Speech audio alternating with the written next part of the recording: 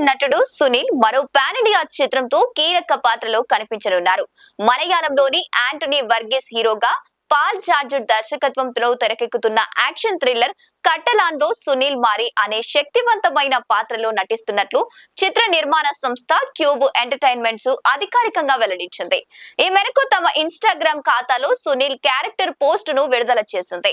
ఈ చిత్రం మే 28న ప్రపంచ వ్యాప్తంగా విడుదల కానున్నట్లు ప్రకటించింది. వేటకు సిద్ధంగా ఉండండి అనే ట్యాగ్ లైన్ తో ఈ పోస్టర్ ప్రేక్షకుల్లో ఆసక్తిని పెంచుతోంది. ఇటీవలే ఇదే చిత్రం నుంచి తమిళ నటి దుషారా విజయన్ లూసీ అనే పాత్రలో నటిస్తున్నట్లు చిత్ర బృందం ప్రకటించిన విషయం తెలిసిందే.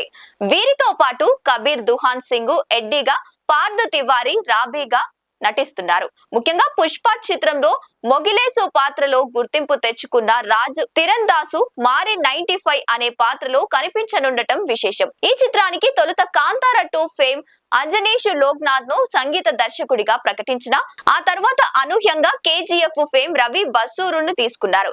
ఈ మార్పు సినిమాపై అంచనాలను మరింత పెంచింది. ఈ ఏడాది ఫిబ్రవరిలోనే కట్టలాన్ షూటింగ్ పూర్తయినట్లు చిత్ర యూనిట్ ప్రకటించింది.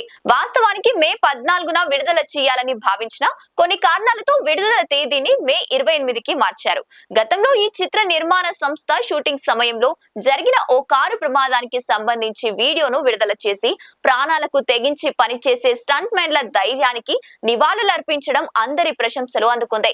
బ్లాక్ బస్టర్ మార్కో చిత్ర నిర్మాత షరీఫ్ మహమ్మద్ ఈ చిత్రాన్ని నిర్మిస్తున్నారు.